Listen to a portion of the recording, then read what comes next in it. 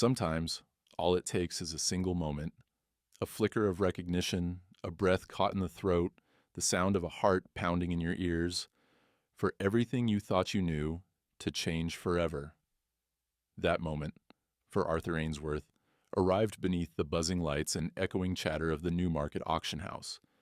He stood there, frozen, his weathered hands tightening unconsciously around the clipboard he barely remembered bringing. The scent of hay and perfume mingled in the air, but all Arthur could smell was old smoke. All he could hear was the frantic beating of his own heart. It had been years since anyone whispered the name Arthur Ainsworth with awe.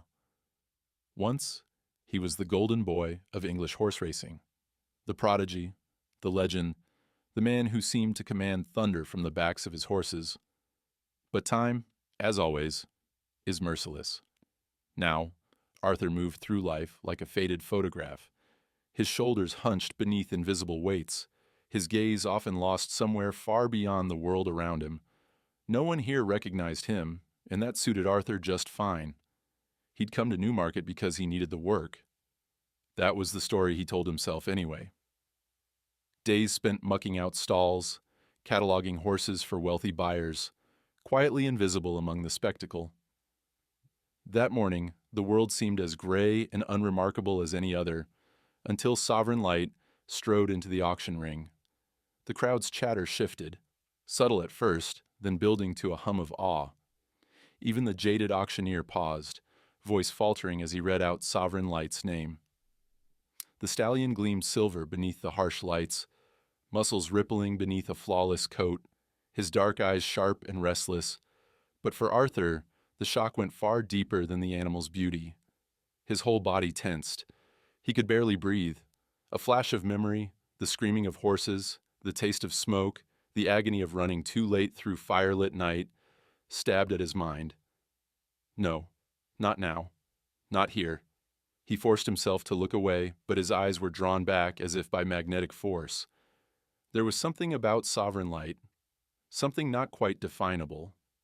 An aura, a presence, a reminder of a life that had burned to ash more than 2 decades ago. He stared, unable to move, as the world shrank until it was just the two of them. Arthur, broken and haunted, and this horse, impossibly familiar and yet a stranger.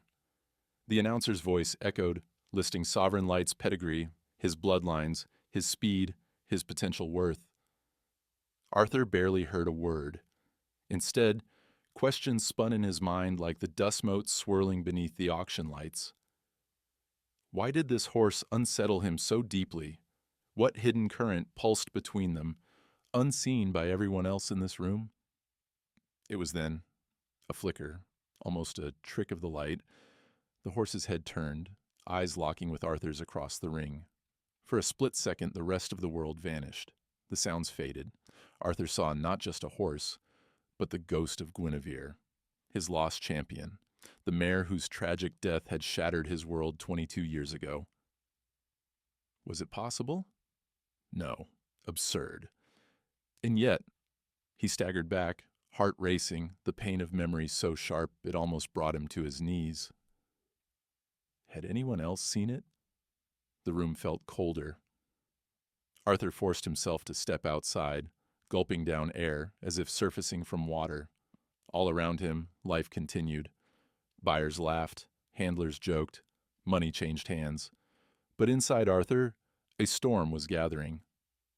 As the bidding for Sovereign Light began, Arthur lingered by the door, half hidden in shadow. Each call of the auctioneer's gavel felt like a drumbeat, marking the passage of time. The approach of something inevitable. He watched as Giles Harrington, an arrogant, sharply dressed tycoon, whose wealth was matched only by his vanity, raised his paddle, barely glancing at the horse he was about to claim. For men like Giles, horses were trophies, investments, nothing more. Arthur's stomach twisted. He remembered too well the price of treating living things as possessions. Did Sovereign Light sense what awaited him, now that his fate was about to be sealed by a man like that? Arthur wanted to shout, to warn someone, anyone. But the words died on his lips. He turned away, desperate for distraction, but everywhere he looked, reminders of his own failures pressed in. Years of exile had not made the memories softer. He saw himself, young and blazing with purpose, riding Guinevere to victory. Saw, too, the night everything burned. The fire, the frantic screams, the shattered dreams. 22 years of regret, 22 years of hiding from the past. And now, standing here, the past had found him. Sovereign Light was no ordinary horse. In those eyes, Arthur saw a question, a challenge, perhaps, or a plea. What if this meeting was not a coincidence? What if, by some impossible twist of fate, this was the moment he was meant to face what he had lost? The auction ended with a crash of applause. Giles strutted across the ring, all bravado and charm, barely noticing the animal he now owned. Arthur watched, fists clenched. He could have walked away, should have walked away. Instead, something held him, rooted in place, unable to look away, as Sovereign Light was led out by a nervous handler. Arthur's resolve wavered. His life had been reduced to shadows, but now, for the first time in years, a spark of something dangerous flickered inside him. Hope? No. He refused to name it. But he knew, as surely as he knew the ache in his chest, that this story was not over. A cold wind swept through the open doors, rustling the auction papers, sending a shiver down Arthur's spine. He closed his eyes for a moment, listening not to the noise of the crowd, but to the distant echo of hoofbeats, the memory of fire, the soft, impossible whisper that some mysteries refuse to stay buried. Do you believe in destiny? Arthur never had. Not really. But as Sovereign Light disappeared from view, his heart answered for him. Yes, he did now. If you want to know the truth behind Arthur Ainsworth's fall and what ties him to the most extraordinary horse in Newmarket, keep watching. Some secrets, no matter how deeply buried, will always find their way to the surface. Sovereign Light was not just another horse. In the dim corners of his mind, Arthur Ainsworth could still see the outline of a life that once burned with purpose, a life forever changed by tragedy.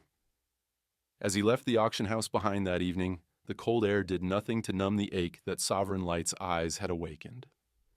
Arthur walked the narrow Newmarket street, his steps slow, his hands shoved deep into the pockets of his worn jacket.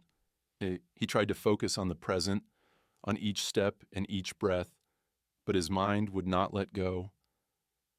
He remembered another night. He remembered another horse. Guinevere, the name caught in his throat even now, her memory as vivid as the day he lost her. She had not just been a champion, she was his companion, his pride, the soul of every victory, and the balm for every defeat. The way she would nuzzle his shoulder after a long ride, the bright fire in her eyes that seemed to promise the impossible. Those were not things a man forgot. Arthur closed his eyes and let the memory come. He saw the rolling green fields of Cotswolds, the place where everything began and ended. The old family farm had once been alive with laughter and hope, with the sound of hoofbeats and the promise of futures yet unwritten. Arthur saw himself, younger, full of reckless belief, laughing as Guinevere pranced beneath the apple trees, the sunlight flickering across her chestnut coat. They were unstoppable together, until that night. It was supposed to be a celebration, a small one, just Arthur and a few loyal friends and stable hands, marking Guinevere's latest win. She was pregnant then, carrying what everyone believed would be the next great hope for the Ainsworth stables. They joked, they drank, they made plans for a future none of them would see. And then the world exploded. He remembered fire, how it moved faster than reason, faster than fear, eating up everything in its path. The scent of burning wood and hay, the smoke so thick he couldn't breathe, couldn't see. Arthur had heard the horses screaming, his heart leaping in his chest, every muscle in his body straining toward the stables. He ran, tripping and clawing his way through darkness and chaos, shouting Guinevere's name. He found her stall, smashed the latch with his bare hands, splinters biting into his skin. Flames danced along the rafters above, hot enough to scorch the air. Guinevere's eyes were wild, rolling with terror. He tried to lead her out. She stumbled, heavy with life. Too panicked to follow. The roof above them groaned. Arthur shouted again, yanking at her halter. A piece of the ceiling crashed down between them, a wall of flame separating him from the horse he loved most in the world. He could only watch, powerless, as the fire claimed her. Her screams haunted him still, echoing through his dreams, turning every silent night into a fresh hell. Arthur flinched at the memory, gripping the edge of a stone wall, forcing himself to breathe. The world spun. 22 years, he thought. 22 years, and I still can't let go. Guinevere's death had not just broken him, it had destroyed him. The loss of his champion, his friend, his legacy, was more than he could bear. The farm had fallen silent, the laughter gone. Insurance investigators came and went, but no one ever found a cause. Some whispered about faulty wiring, others suspected sabotage, but the truth never surfaced. All Arthur knew was that everything good in his life had ended that night. He quit racing, he lost his friends. He drifted from place to place, taking work where he could, always trying to outrun the past. But there was more to the wound than just the loss of a horse. Guinevere had been pregnant. The foal she carried, Arthur's hope for the future, had been lost in the flames. He had no grave to visit, no monument to mourn, only the emptiness of things undone. Sometimes, in the quiet hours before dawn, he wondered if he'd ever truly deserved the life he'd lived. Was he being punished? Had he failed her? A gust of wind cut through the night, snapping Arthur out of his reverie. He walked on, past shuttered storefronts and the last flickering lights of the auction house. His phone buzzed in his pocket. He ignored it. There was no one he wished to talk to, no one who could understand what that night had taken from him. He found himself at a quiet bench near the edge of town, beneath an old sycamore tree.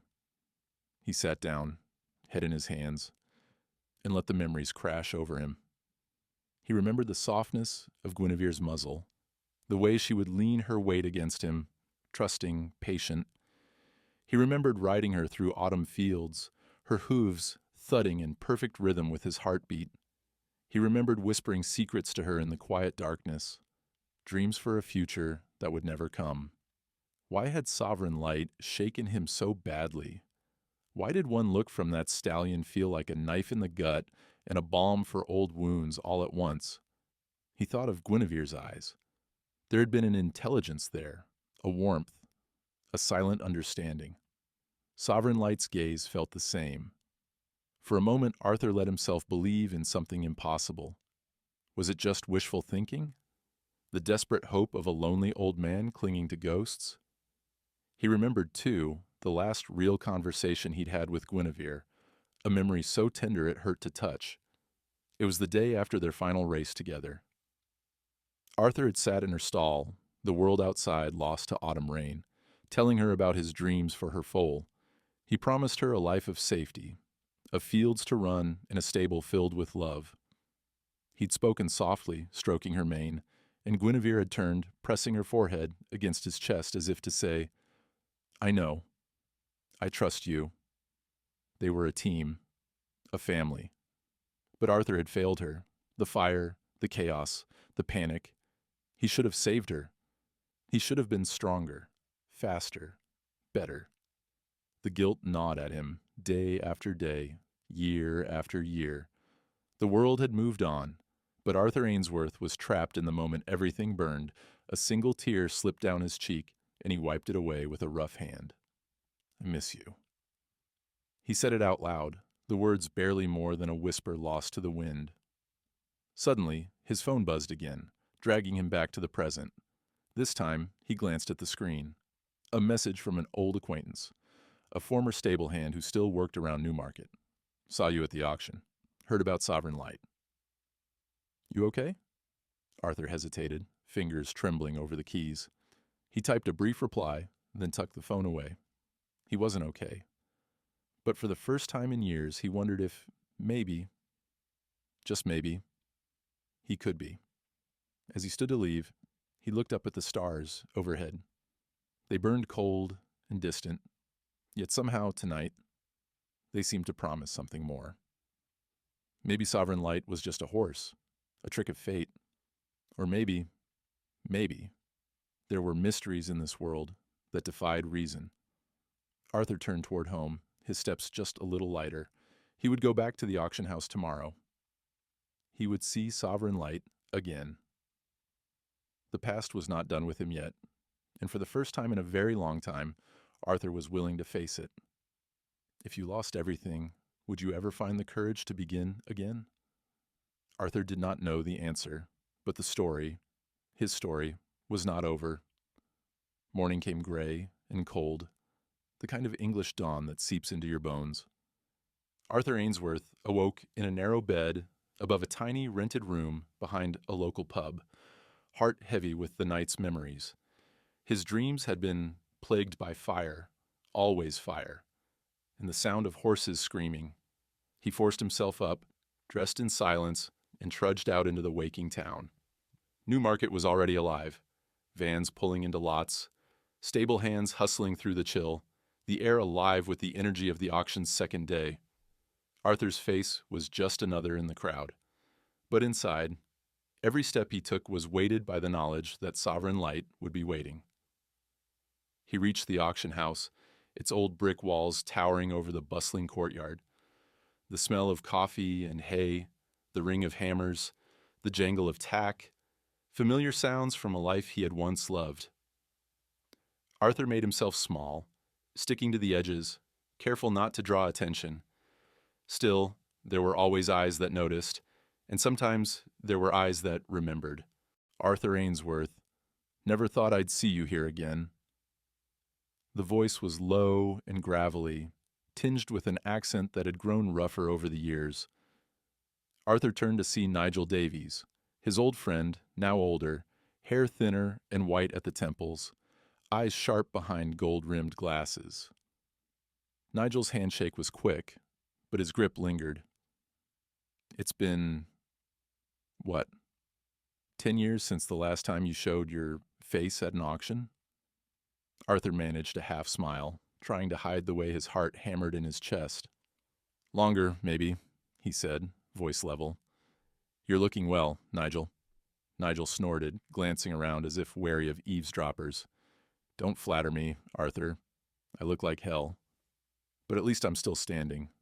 Unlike some folks, there was a hint of real concern beneath his banter, a warmth that Arthur hadn't felt in a long time. For a moment, he almost allowed himself to relax, but then Nigel's gaze flicked over Arthur's shoulder, turning steely. You saw him, didn't you? He said, lowering his voice. Sovereign Light. Arthur nodded, unsure whether to admit how deeply the encounter had shaken him. He's remarkable, Arthur said, choosing his words with care. Nigel's lips pressed into a thin line. Remarkable, sure, but dangerous too. Not the kind of horse you want falling into the wrong hands. There was something in his tone, something unspoken, a secret half buried. Arthur studied his friend, suspicion stirring. You know something about him, don't you? About where he came from? Nigel hesitated, glancing down at his shoes. There's a lot I know, he said, but not all of it is mine to tell. Some secrets are better left sleeping, Arthur. A tension hung in the air, and Arthur felt frustration building inside him. I deserve to know the truth, Nigel, especially if it concerns Guinevere and what happened that night. His voice was almost a whisper, but the pain in it cut deep. Nigel flinched. Just a flicker, but enough to confirm Arthur's suspicion. Not here, Nigel said, glancing around nervously. Not now. There are too many eyes and ears. He patted Arthur on the shoulder, offering a sad smile. Careful who you trust, old friend. Newmarket's full of foxes. As if summoned by the mention, a voice rang out across the courtyard, smooth, mocking, self-assured. Speak of the devil, if it isn't the famous Arthur Ainsworth, gracing us with his tragic presence. Arthur tensed, turning to see Giles Harrington striding toward them, coat immaculate, shoes gleaming, every inch of him screaming money and arrogance. At his side, a small entourage followed, assistants, bodyguards, and hangers-on eager for a taste of his power. Giles flashed a smile, cold and predatory. "Nigel, my old friend, still haunting the barns. Or are you here to warn this relic off my new prize?" He turned to Arthur, eyes raking over him with practiced disdain. "I suppose you've come to gawk at the real stars now. Times change, Arthur. Some men know when to bow out gracefully." Arthur's jaw clenched, but he kept his voice calm. "And some men don't know the first thing about horses, even if they own 100. The crowd snickered, sensing the tension. Giles waved it off, moving closer to Arthur, until they stood almost nose to nose. "Careful," Giles murmured, voice low. "You don't want to pick a fight you can't win. Sovereign Light belongs to me now. Maybe I'll race him. Maybe I'll sell him to the highest bidder. Or maybe I'll let him rot in a field just to spite you. Who knows?" There was a sharp, quiet fury in Arthur's reply. "You don't deserve him. He's more than just a trophy for your collection." Giles's smile widened. "Everything has a price, Ainsworth, even the past. You of all people should know that." He turned away, snapping his fingers for his entourage to follow. As they walked off, Nigel leaned in, voice barely audible. "He's dangerous, Arthur. More than you know. Stay away from him. And from Sovereign Light, if you can." But Arthur couldn't. The pain of the past, the questions that refused to die. He had to know more. He watched Giles swagger toward the stables, watched as the man reached Sovereign Light's stall and peered inside with a look of bored ownership. Arthur followed, keeping to the shadows. From a distance, he saw Sovereign Light tense as Giles approached, the stallion's ears pinned back, eyes flashing with something like fear. Or was it recognition? Giles reached out, trying to pat the horse's neck, but Sovereign Light shied away, teeth bared, muscles quivering. Giles cursed, stepping back, then signaled to a handler to try instead. Arthur clenched his fists, anger and worry mingling inside him. That horse doesn't trust him. He knows. A hand fell on Arthur's arm. Nigel again, eyes urgent.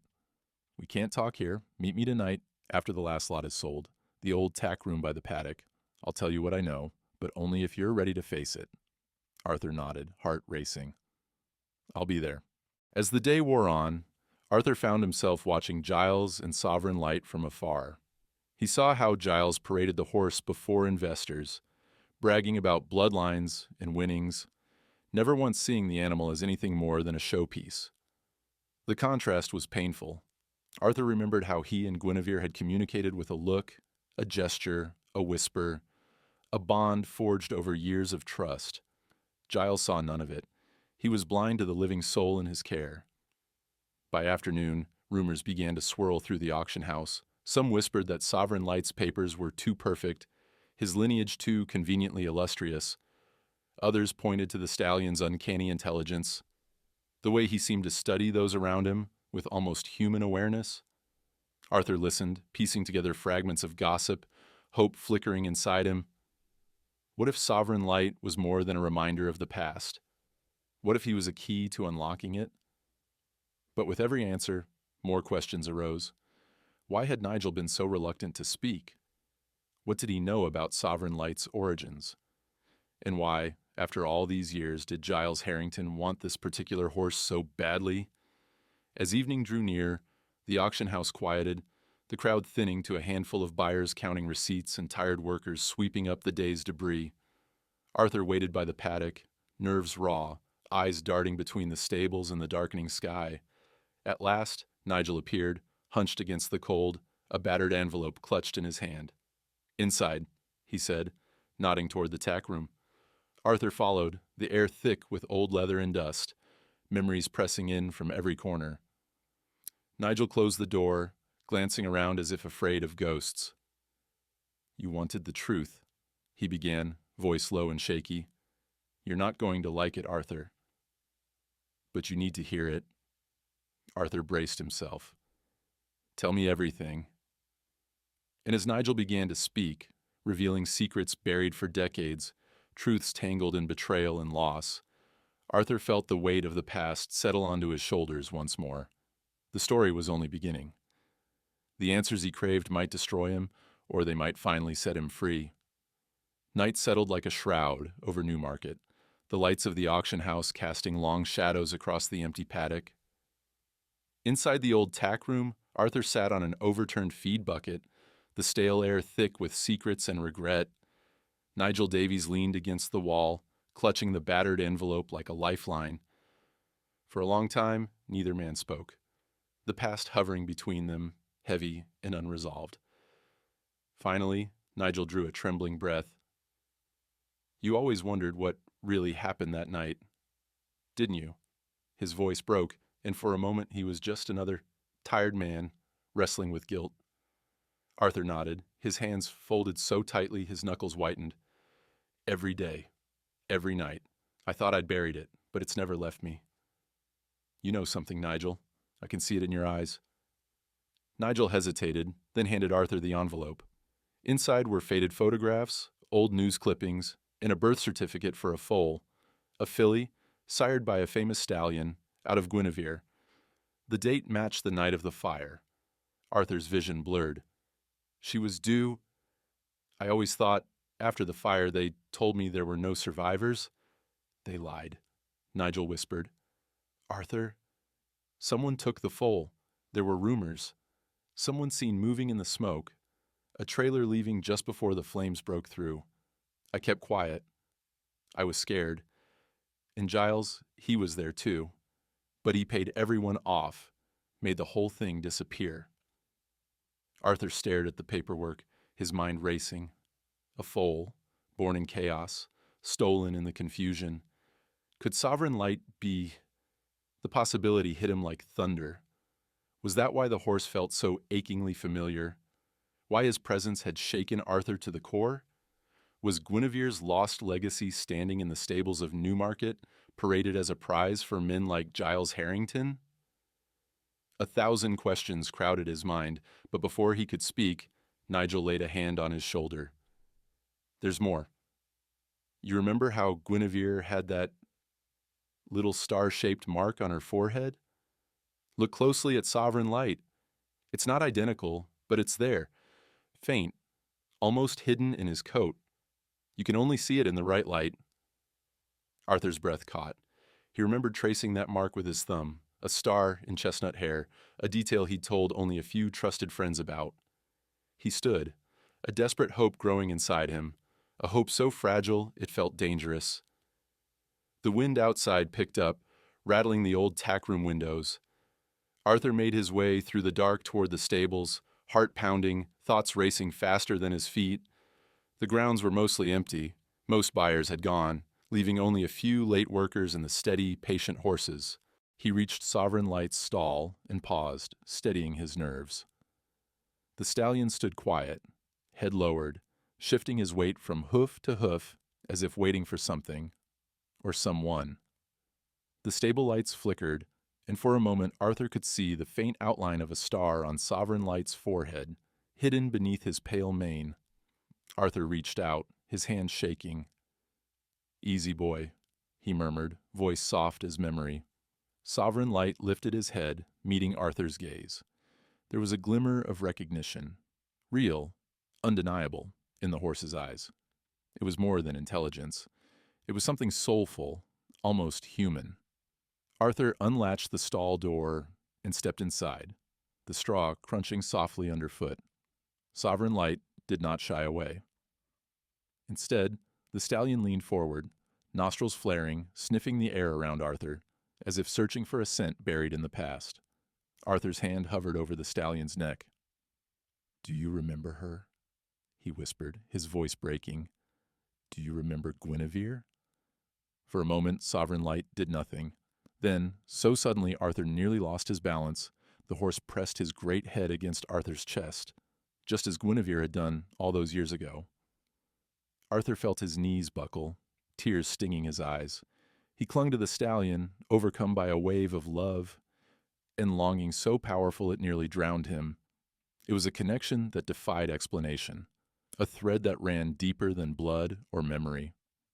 Arthur felt it in his bones, in the steady beat of his heart, in the warmth of sovereign light's breath against his cheek. Was this destiny? Reincarnation? Or simply the miracle of life finding a way to heal itself, even after so much had been lost? He stayed there, holding sovereign light, until his legs ached and the world outside faded to silence. For the first time since the fire, Arthur felt something close to peace, a sense that he had found a piece of himself long thought gone. But the world is never content to leave miracles untouched. A sudden noise shattered the quiet, a voice, angry and sharp, echoing through the barn. Giles Harrington, his coat flapping, stormed down the aisle, his face twisted in rage. "What the hell do you think you're doing in here, Ainsworth? That's my horse. Get away from him." Arthur stepped out of the stall, wiping his eyes, forcing himself to stand tall. "You don't understand, Giles. And this horse, he's special. He's got a connection to—" Giles cut him off, sneering. "Connection? Don't be ridiculous. He's valuable, that's all. And from now on, you keep your hands off him. If I see you near Sovereign Light again, I'll have you thrown out of Newmarket for good. You hear me?" Arthur bristled, anger warring with fear. He's not just a prize to be bought and sold. He's family. Giles laughed, cold and dismissive. "Family? You really have lost your mind, old man. Family doesn't pay the bills. Now get out." Arthur wanted to fight, to shout, to tell the world what he knew. But instead, he turned and walked away, burning with shame and frustration.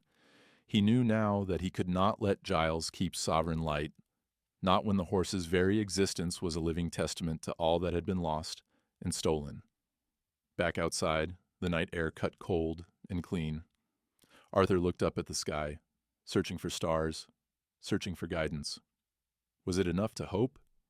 Could he really reclaim what had been stolen by fire, by betrayal, by time itself? He found Nigel waiting by the paddock fence, a look of concern etched into his features. "Did you see it?" Nigel asked. "The mark?" Arthur nodded, his voice steady. "I saw it, and I felt it too. He's her son, Nigel. I know it in my heart." "Then we have to act," Nigel said, urgency flaring in his eyes. "Giles will never let you near him again, but maybe there's another way. Something you can prove. DNA, bloodlines, records, there's always a trail, if you know where to look." Arthur felt hope bloom, fragile but real. "We'll find it. I owe her that much. I owe myself." Nigel squeezed his arm. "Then let's get to work. Tomorrow we start digging. For Guinevere, for Sovereign Light, and for you." As they walked away together into the deepening night, Arthur realized the past was not just a weight. It could be a guide too, if he was brave enough to follow it. Sovereign Light was more than a horse. He was a bridge across time, a living promise that some connections never die. For the first time in years, Arthur looked to the dawn with hope. Arthur hardly slept that night. Every time he closed his eyes, the lines between past and present blurred. Flames licked at the edges of his memory, Guinevere's cry twisting into the sound of Sovereign Light's restless hooves. When dawn crept across the rooftops, painting the old brick buildings in the pale blue of another uncertain day, Arthur was already out of bed, boots laced, determination hardening in his chest. He met Nigel at a dingy cafe down the road from the auction grounds. The place was filled with the clatter of spoons and the aroma of burnt coffee. But Arthur barely tasted his drink. They spread papers across the table, a patchwork of birth certificates, registration records, and faded photographs. Nigel's hands shook as he pointed out names, dates, and tiny details in the paperwork. "We need proof, solid proof," Nigel whispered, glancing around as if the walls had ears. "A birthmark isn't enough for the auction board or for a legal challenge against Giles, but DNA doesn't lie." Arthur nodded, barely containing his impatience. "How do we get a sample?" Nigel's mouth twisted in a grim smile. "That's the trick. Giles keeps Sovereign Light under lock and key now, especially after last night. We'll have to be clever." A knot of anxiety twisted in Arthur's gut. Every step closer to the truth seemed to multiply the dangers. If Giles suspected they were digging into his secrets, he wouldn't hesitate to use his power to crush them. Still, Arthur couldn't turn back. For Guinevere, for Sovereign Light, for himself. They slipped into the auction house as soon as it opened, blending with the grooms and stable hands moving through the morning routines. Arthur made his way to the stables, finding Sovereign Light in his stall. The stallion pricked his ears, recognizing Arthur at once, coming forward with a quiet rumble deep in his chest. Arthur stroked his neck, murmuring softly, "We're going to fix this, boy. I promise." He saw the faint, star-shaped patch again, almost hidden beneath Sovereign Light's mane. The resemblance was uncanny. In that moment, the pain of loss and the glimmer of hope felt inseparable. A knot in Arthur's heart, tightening and loosening with every breath. But the world outside their quiet moment would not wait. Giles Harrington appeared at the end of the stable row, flanked by two of his men, voice sharp and cold. "You just can't help yourself, can you, Ainsworth? Thought I made myself clear last night. Stay away from my horse." Arthur kept his voice calm, refusing to show fear. "He's not just a horse, Giles. You know that as well as I do." Giles's face darkened. "You're treading on dangerous ground. This isn't your fairy tale comeback, Arthur. You're finished here. You always were." He gestured to his men, who moved closer. Arthur stood his ground, matching Giles's gaze. "If you care about bloodlines, Giles, you might want to look deeper into Sovereign Light's pedigree. The truth always comes out, one way or another." Giles's expression flickered just for a moment, a flash of doubt, or perhaps fear. Then it was gone, replaced by his usual sneer. "Careful what you wish for, old man." The threat hung in the air, but Arthur refused to let it break him. Giles turned away, his men following, leaving Arthur alone with Sovereign Light. Arthur turned to the task at hand. He needed a hair sample, just a few strands from the stallion's mane. With steady hands, he slid a comb through Sovereign Light's forelock, catching several hairs with follicles attached. He slipped them into an envelope, his heart pounding. It wasn't much, but it was hope. Outside, Nigel was waiting. Arthur handed over the envelope. "This is it," he said quietly. "Take it to the lab. I'll handle things here." Nigel nodded, his relief obvious. "It might take a few days. Until then, lay low. Giles is watching." Arthur nodded, but laying low was never his strength. He couldn't help himself. He lingered in the auction house, watching Sovereign Light's every move, seeing how the stallion reacted to other people. He noticed how the horse seemed to shrink from Giles, ears back, muscles tense. But when Arthur was near, Sovereign Light relaxed, even playful. The connection was undeniable. The days blurred together, every hour thick with tension. Arthur dug into records, following Nigel's lead. He uncovered receipts from old veterinary clinics, notes about the night of the fire, whispers of bribed witnesses. There was always a missing piece, a shadow where the truth should have been. One night, as the auction house emptied and the wind howled around the old buildings, Arthur found himself in the empty grandstands, staring out at the track where he'd once been a king. The memory of a single, devastating night pressed down on him, so real he could almost smell the smoke again. He remembered the way the story had been told. The fire was an accident. But now he wasn't so sure. He recalled a face in the dark, a flash of headlights, the sound of a trailer speeding away. Was it Giles? Was it someone else? The knots in his chest tightened. Secrets within secrets, lies layered over pain. Arthur pressed his hands to his eyes, exhausted, desperate for clarity. He could almost hear Guinevere's hoofbeats on the old dirt, urging him onward. Don't give up. Not yet. Then at the very moment when despair threatened to swallow him whole, his phone buzzed. A message from Nigel. Results are in.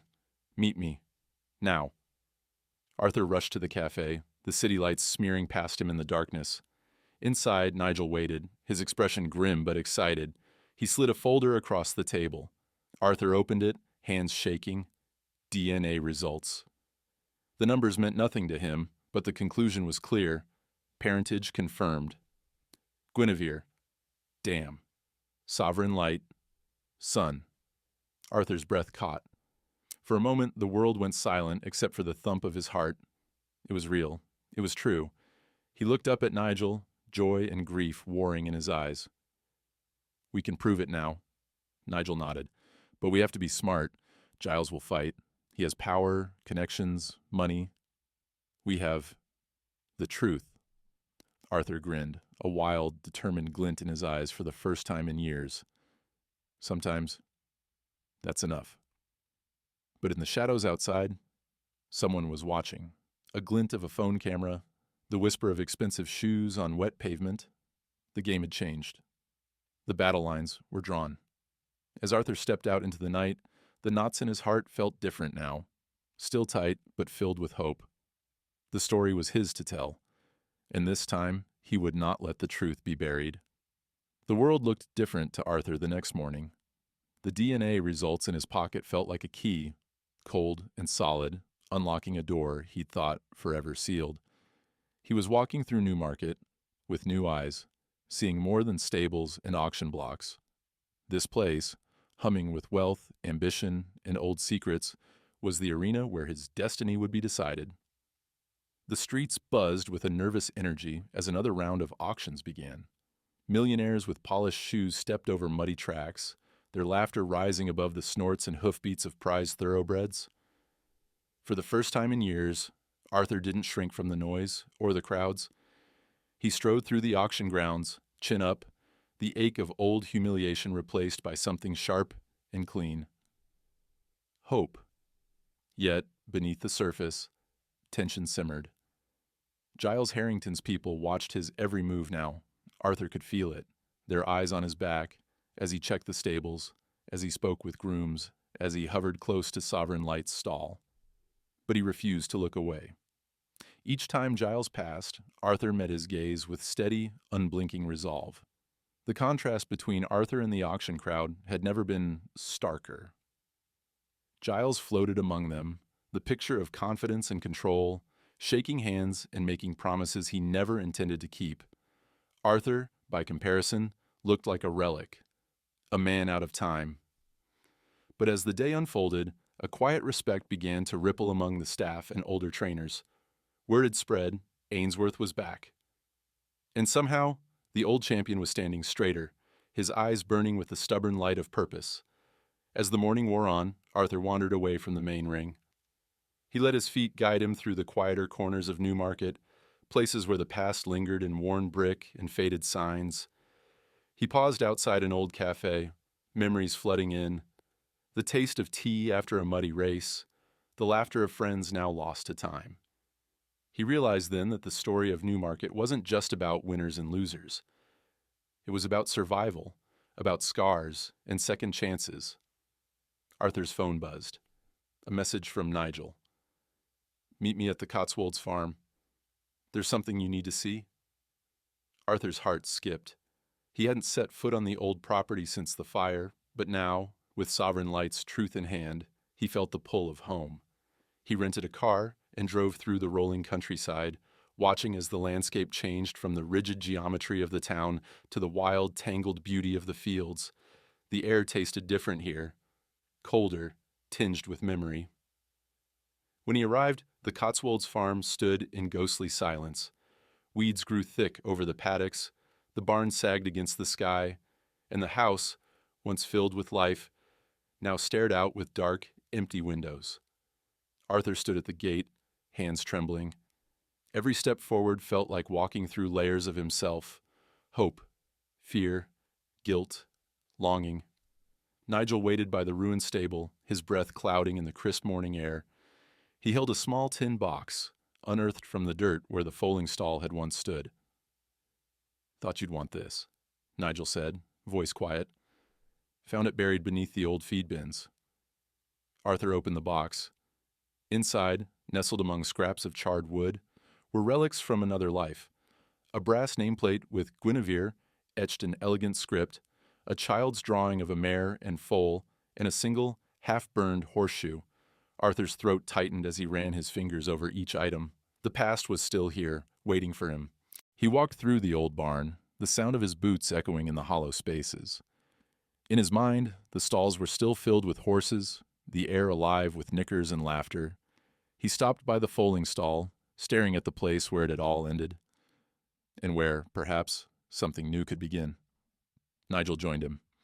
"This place nearly killed you, Arthur.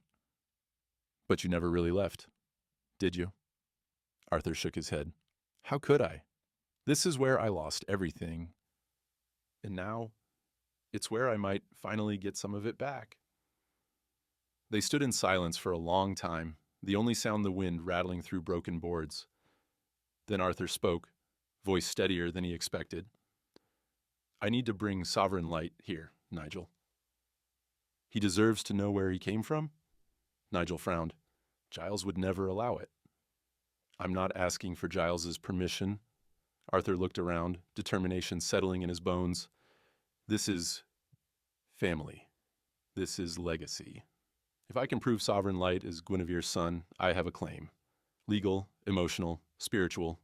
He belongs here, with me." Nigel nodded, a flicker of hope in his eyes. "Then we fight. For Guinevere, for Sovereign Light. For you." Arthur spent the rest of the afternoon walking the land. He traced the paths he'd run as a boy, the hills where he'd once raced Guinevere against the wind. He knelt in the old paddock, pressing his palm into the cold earth. "We're coming home?" he whispered. "Both of us." As the sun dipped low, Arthur and Nigel returned to Newmarket, a plan taking shape. The next few days were a blur of motion. Lawyers, racing officials, and whispers passed through back channels. Nigel worked his contacts, leveraging old favors and debts. Arthur gathered evidence, building the case for Sovereign Light's true heritage. Meanwhile, Giles sensed the tide turning. He redoubled his efforts to keep Sovereign Light out of Arthur's reach, moving him between stables, posting guards, even leaking false stories to the press about the horse's origin. But rumors are stubborn things, and soon the auction world was buzzing with speculation. Arthur refused to be intimidated. Each time he saw Sovereign Light, he felt the bond between them strengthen. The stallion responded to his voice, calming at his touch. Watching him with eyes that seemed to remember things beyond this lifetime, Arthur knew that the road ahead would not be easy. Giles would fight him at every step. But for the first time in 2 decades, Arthur felt ready to fight back. One evening, after a long day of maneuvering through legal hurdles and public gossip, Arthur sat on the stoop outside his room. The sounds of the auction faded into the night, leaving only the wind and the distant, comforting scent of hay. He thought of all that had happened, the fire, the loss, the years spent running from himself, and realized that Newmarket and the Cotswolds were not just settings. They were the stages on which his redemption would be played. He whispered into the dark, as if Guinevere herself might be listening. "I'm not done yet. Not by a long shot." The night seemed to answer him with a promise. Sometimes the only way to heal is to return to the place you were broken and to believe that hope, like a wild horse, can be born again where the ashes settle. Arthur Ainsworth stared at the moonlit silhouette of Sovereign Light, the stallion standing tall in his temporary Newmarket stall. The events of the past weeks had changed Arthur. He felt it in his bones, in the way he walked, the way his voice no longer trembled when he spoke. What began as a desperate attempt to reclaim a piece of his past was now transforming into something greater. It was no longer just about a horse, or even about the pain that had stalked Arthur for decades. It was about finding meaning in loss, hope in sorrow, and courage in the face of powerful men who thought they could bury the truth. Arthur leaned on the fence, lost in thought. Behind him, the auction house glowed with golden light, echoing with laughter and deals. But out here, beneath the stars, it was just him and Sovereign Light. The stallion stepped closer, soft eyes shining in the dimness, and for a moment Arthur remembered the countless nights he'd spent with Guinevere, talking softly to her, promising her a better world, asking her to trust him one more time. Now, he felt the same weight and the same hope resting in the gaze of her son. Redemption. The word itself felt heavy, ancient, full of ache and promise. For years, Arthur believed redemption was something earned by grand gestures, heroic comebacks, or by simply outrunning his own pain. But now, standing at the edge of the past and future. He saw it differently. Redemption wasn't about winning back trophies or erasing mistakes. It was about facing the truth, no matter how painful, and allowing himself to be changed by it. He thought of Nigel, who risked everything to help uncover Sovereign Light's real origins. Nigel's secrets, once a burden, had become a bridge, linking two broken men in a shared mission. Arthur realized that forgiveness, too, was part of redemption.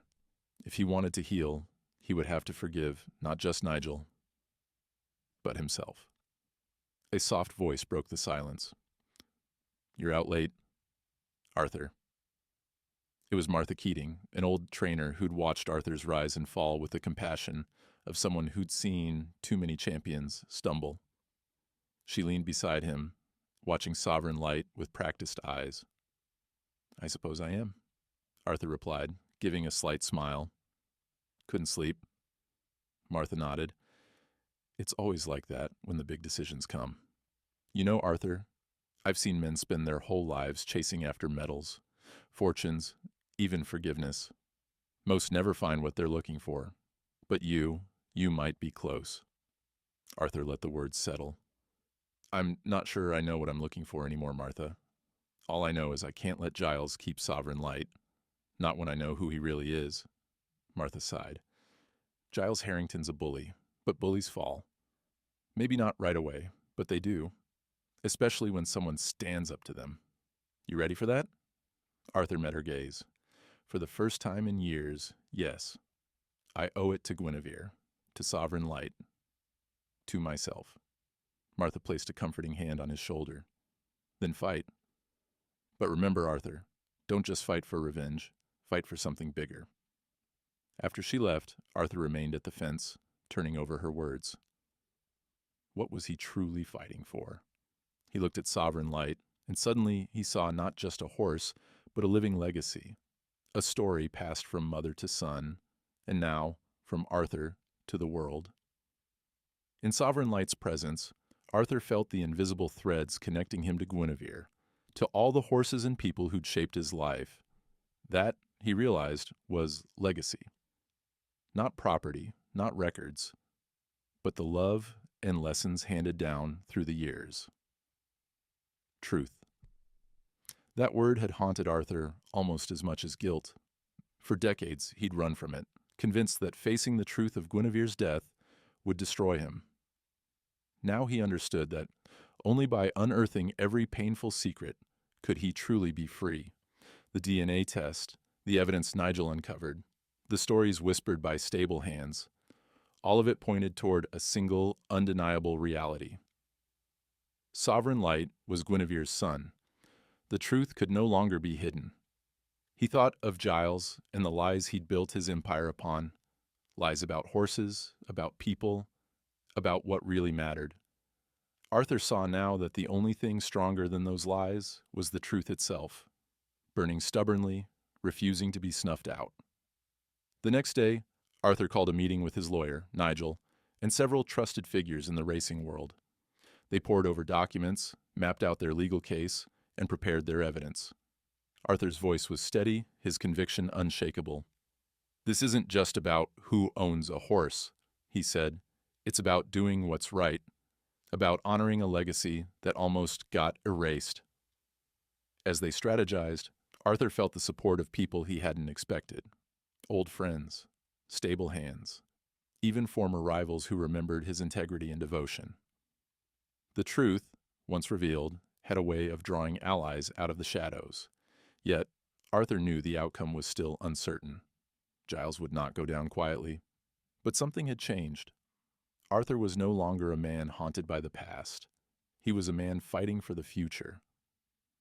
That night, alone in his room, Arthur stared at the weathered family photo of himself with Guinevere, the paddocks stretching behind them, hope lighting his younger face. He realized that the greatest gift Guinevere had ever given him was not victory, but a chance at healing.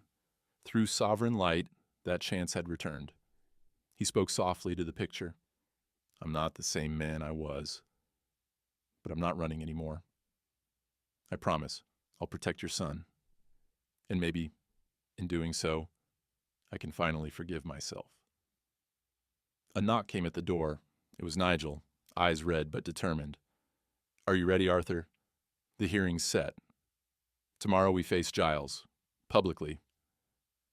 Arthur nodded, feeling the full weight of the moment. "I'm ready." He spent that night in restless thought. But as dawn broke, Arthur felt a new clarity settle over him. In this fight, he carried the hopes of more than just himself. He carried the spirit of Guinevere, the courage of Nigel, and the legacy of every animal and person who ever trusted him. As he walked to the hearing, Sovereign Light's name on every tongue, Arthur realized that this story, his story, wasn't just about winning or losing. It was about standing in the light, telling the truth, and refusing to let the past define the rest of his life. Sometimes the hardest battles are not fought in the ring or the courtroom, but in the quiet moments where a man chooses to believe he is worthy of forgiveness and a new beginning. Arthur stepped through the doors, ready to fight not just for a horse, but for the redemption, truth, and legacy that would outlive them both. The morning of the hearing dawned colder than usual, the sky hanging heavy over Newmarket, thick with the threat of rain. A hush had settled over the auction grounds. News had spread. There would be a confrontation in the Grand Hall, a battle not just for a horse, but for the meaning of family, truth, and honor. By the time Arthur Ainsworth arrived, accompanied by Nigel and his lawyer, a small crowd of trainers, stable hands, and curious onlookers had already gathered, their eyes bright with anticipation. Arthur felt the nerves trembling beneath his skin, but he held his head high. He'd spent too many years in the shadows. Today, he'd stand in the light. As they entered, the hall felt almost like a courtroom, every eye fixed on the two men whose fates were intertwined by fire, secrets, and an extraordinary horse. Giles Harrington was already there, his face a mask of confidence, flanked by a sharp-suited legal team and several of his yes-men. He spotted Arthur and gave a dismissive, predatory smile, as if he were certain the outcome was already written. But Arthur saw the way Giles's hands fidgeted. The flicker of anxiety that crossed his eyes. The walls were closing in, and both men knew it. The chairman of the Newmarket auction board, a stern woman named Evelyn Barker, called the room to order. "We are here to review a dispute of ownership and heritage concerning the horse known as Sovereign Light. Mr. Ainsworth, Mr. Harrington, you both claim a stake in this animal. Today, we will hear the evidence." Giles's lawyer stood first, painting a picture of legal clarity. Sovereign Light was acquired through proper channels, all paperwork in order. There is no evidence to suggest otherwise. Mr. Harrington is the rightful owner and intends to race the horse as he sees fit. Arthur's lawyer followed, voice strong and clear. "Ownership is not simply a matter of paperwork, but of truth and justice. We present not only documentation, but also the results of a certified DNA test. This proves that Sovereign Light is the direct offspring of Guinevere, a champion mare who belonged to Mr. Ainsworth until the night of the tragic fire that destroyed his stables 22 years ago. There is evidence to suggest that the foal was removed from the scene and that the animal now known as Sovereign Light is in fact the lost heir." Gasps swept the room. Giles shot to his feet, voice tight with anger. "This is preposterous. Anyone can forge a document, claim a pedigree. This is nothing but the desperate grasping of a washed-up has-been." Evelyn raised a hand for silence. "Mr. Harrington, you will have your chance to respond. For now, let us see the evidence." The DNA reports were projected on the hall's big screen. For many, the numbers and charts were meaningless. But for those who knew horses, the words "parentage confirmed, damn Guinevere" rang like a bell of destiny. Evelyn nodded to an independent expert. "You have reviewed these results?" "Yes, madam. They are authentic. Sovereign Light is genetically the offspring of Guinevere." A murmur of excitement rippled through the crowd. For the first time, Giles looked rattled. He turned to his lawyers, whispering furiously. Then, regaining his composure, he straightened and played his trump card. "Even if this is true, the animal was sold and resold through legal means. My ownership is protected by law. You cannot simply strip me of my property based on sentiment or bloodlines." Arthur stood, voice trembling at first, but growing stronger. "This is not about property, Giles. It's about righting a wrong. My mare, my family, was taken from me. Your men were there that night, moving trailers in the smoke, hiding the truth. Sovereign Light isn't a trophy. He's a living being. He's my legacy." Giles snarled. "You have no proof of any wrongdoing. You have nothing but old ghosts and wishful thinking." For a moment, the room hung in limbo. Arthur's heart hammered in his chest. He looked to Nigel, who gave a tiny, encouraging nod. It was then that Evelyn, seeing the impasse, suggested something radical. "Perhaps there is another way to judge this matter, one the horse himself might decide." She ordered Sovereign Light to be brought into the hall. The stallion arrived, tense but regal, led by 2 handlers. The crowd fell silent as Evelyn spoke. "If Sovereign Light is truly bonded to Mr. Ainsworth, let him show us." Giles scoffed, grabbing the lead rope from the handler. He tugged, calling the horse's name, offering a carrot and a sugar cube. Sovereign Light ignored him, body rigid, eyes searching the room. Arthur stepped forward, unsure, heart pounding.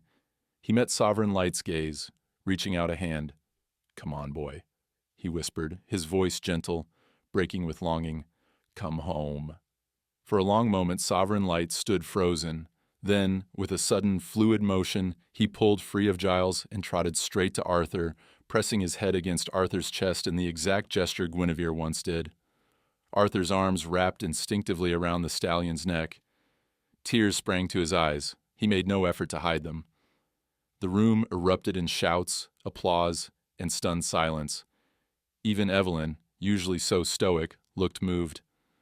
"Sometimes the heart knows best," she said, voice thick with emotion. Giles was livid, shouting about contracts, money, and legal action. But the tide had turned. Trainers and officials surrounded Arthur, congratulating him, reminding him of his past glory, telling him the old champion had finally come home. The legal wrangling wasn't finished, but the battle was all but won. Giles, faced with public outrage and the overwhelming power of the evidence and the horse's own choice, finally slumped in defeat. He stormed from the hall, trailed by his entourage, leaving Arthur and Sovereign Light at the center of a crowd that now felt more like family than strangers. Nigel found Arthur, clapping him on the back, voice hoarse with emotion. "You did it, Arthur. You brought him home." Arthur held Sovereign Light close, feeling the warmth and weight of the stallion's trust, the echo of Guinevere's spirit, the promise of a future not defined by loss but by love. As the crowd filed out and the sky outside cleared to reveal the first hopeful rays of afternoon sun, Arthur realized that this moment, this triumph of heart over greed, truth over lies, was the victory he'd chased for so long. Not a trophy, not a title, but a homecoming. Somewhere in the noise and confusion, Arthur heard a young trainer whisper to another, "That's what real legacy looks like. Not just bloodlines, but courage." He smiled, running his hand down Sovereign Light's neck, and whispered, "We're going home, boy. For real this time." For the first time in years, Arthur felt whole. The echoes of celebration lingered in Newmarket long after the grand hall emptied. For Arthur Ainsworth, victory was quieter and deeper than the cheering crowd or the official handshake from the board. It was the peace that settled in his chest as he stood in the soft evening light, a gentle hand resting on Sovereign Light's mane, the future opening up before them both like a field after rain. Word of what had happened in the hall traveled fast, faster than any horse on the track. News outlets picked up the story. Legendary trainer reclaims lost legacy. Old friends who'd fallen out of touch sent messages, some awkward, some full of tears, telling Arthur they'd watched the video, that they remembered Guinevere, that they'd never believed the worst. Even strangers, people who had only known Arthur through headlines or hearsay, began to see him in a new light. Not as a fallen champion, but as a survivor, a man who'd found the courage to return, to tell the truth, and to fight for what mattered most. But the truest healing didn't come from headlines or applause. It came in quiet moments. Arthur's first act was to lead Sovereign Light away from the auction house, away from the noise and attention, toward the old paddocks behind the stables. There, in the hush of twilight, Arthur knelt beside the stallion and pressed his forehead to the warm, silken hide, whispering the names of those he'd lost: Guinevere, his family, even the old friends whose absence had hollowed out his life. Sovereign Light stood still and patient, as if he, too, was remembering things that could not be spoken aloud. For the first time in decades, Arthur let himself cry, not with shame, but with gratitude and release. Each tear washed away a layer of guilt, of grief, of all the things he thought he would never escape. As night deepened, a gentle wind stirred the grass. Nigel joined Arthur, sitting beside him in companionable silence. "You did it," he said, his voice soft. "You brought him home." Arthur smiled. "We did it. You helped me find the truth, even when it hurt."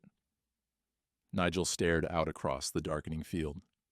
"You know, I once thought secrets protected people. But the truth sets us free. Not just you and Sovereign Light, but me too." They sat together, two men who had carried the weight of secrets, now breathing easier under a sky full of stars. Later that week, Arthur invited Martha Keating and several of the older trainers to visit the Cotswolds farm, which he was now determined to restore. They stood together by the old barn, swapping stories, laughter ringing through the air as if waking the ghosts of the past. Martha placed a weathered hand on Arthur's shoulder. "You see, it's never too late to start again. This place, it feels alive again." Arthur nodded. "It's not about what we lost anymore, Martha. It's about what we still have, and what we build from here." The story of Arthur and Sovereign Light began to ripple outward, touching people far beyond the racing world. A local news segment featured them, focusing not just on the drama, but on the power of human-animal connection.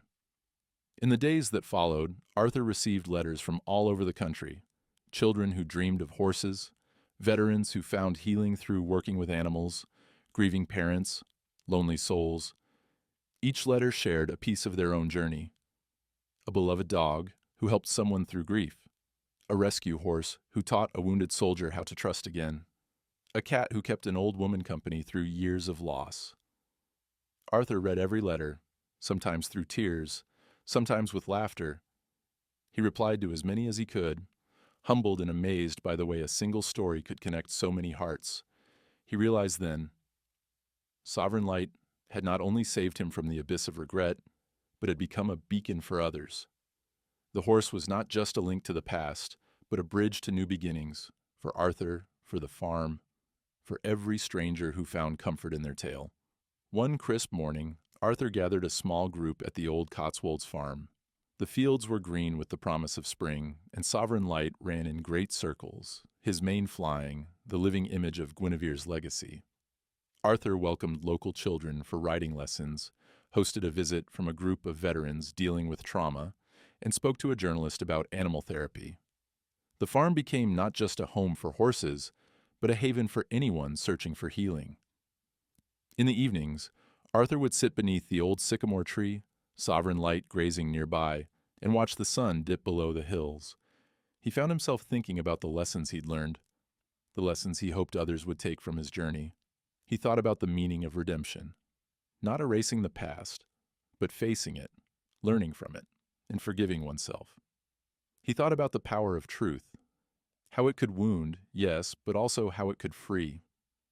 And he thought about legacy, not as something measured in trophies or headlines, but in the lives touched, the hearts mended, and the courage to stand up for what's right. Arthur invited those around him to share their own stories. At the end of each day, he'd gather the children, the grooms, the visitors, and ask, "What did you learn today? What gave you hope?" The answers surprised him, warmed him. "I learned that being brave isn't about never being scared. It's about loving something enough to fight for it. I found hope in seeing how gentle Sovereign Light is with the youngest kids. I realized that everyone, even a broken old man, can find a way home." Arthur nodded, storing these words like treasures. He wrote some on the wall of the barn, a living record of their shared journey. And as Sovereign Light came to stand beside him, Breathing quietly in the golden dusk, Arthur felt a connection that reached beyond the limits of time and loss. The story was no longer just his own. It belonged to everyone who believed in second chances, in healing, in the unbreakable bonds that tie hearts together, human and animal alike. He looked up at the sky, the stars beginning to shimmer, and felt a sense of belonging he had never known. The farm, the people, the animals, the memories, and the dreams. They were all woven together, a tapestry of hope that would outlive any one life. Arthur whispered, "Thank you, Guinevere. Thank you, sovereign light, for teaching me that love always finds its way back home." He turned to his new friends, inviting them to tell their own stories, to claim their own redemptions. And as laughter and voices filled the air, Arthur knew that the real victory wasn't in reclaiming what he'd lost, but in sharing what he'd found. The journey was never just about a horse or a man. It was about all of us, finding the courage to reconnect, to forgive, to hope. And in that, Arthur Ainsworth and Sovereign Light were finally, truly home. There are some stories that seem to echo long after the final chapter, like hoofbeats fading into the mist. For Arthur Ainsworth, the days that followed the hearing didn't feel like an ending. Instead, they were a threshold, a crossing into a life shaped by healing, forgiveness, and the quiet promise that hope never truly dies. The Cotswolds farm became a place of gentle resurrection. Gone were the days when it stood silent, haunted by memories of loss. Now, laughter spilled out of the barn doors each morning as children arrived for their lessons, their faces bright with anticipation. Grown men and women came, too, many with wounds less visible than scars, drawn by stories of redemption and the soft, steady presence of sovereign light. Arthur moved through the farm with a sense of wonder. Every morning he paused by the old stable, now restored with the help of friends and neighbors, and placed his hand on Guinevere's brass nameplate, offering a silent thank you for the love she had given and the legacy she left behind. Sometimes he would speak her name aloud, as if she could hear him, as if she might appear at his side once more. Sovereign light had blossomed in his new home. No longer penned in by fear or uncertainty, he ran the length of the paddock with the exuberance of youth, his muscles rippling, mane streaming in the wind. He was a living testament to the truth Arthur had fought for, that bloodlines were only one kind of legacy. The truest legacy was love, courage, and the willingness to begin again. The community rallied around Arthur and the farm. Martha Keating became a frequent visitor, teaching riding to children and telling tales of Guinevere's races by the fire on chilly evenings. Nigel, finding peace after years of guilt, helped organize outreach programs for local youth and veterans, offering them time with the horses, the land, and the quiet acceptance that filled the farm. Arthur received a letter one day from a young woman named Clara, whose father had once raced against Arthur. She wrote, "I grew up hearing that heroes always win. But now, I know, real heroes are the ones who keep going, even when they lose. Thank you for teaching me that it's never too late to try again." Arthur kept the letter pinned above his desk, a reminder that every story, even one filled with loss, could inspire new beginnings. News of the farm's transformation reached far beyond the Cotswolds. Journalists visited, drawn by the story of a legendary trainer, a lost horse, and the fight to reclaim a forgotten legacy. But Arthur always steered the conversation back to what mattered most, not his own triumph, but the quiet, everyday acts of kindness that built community, healed wounds, and welcomed strangers into the fold. On the anniversary of Guinevere's death, Arthur held a small ceremony beneath the sycamore tree at dusk.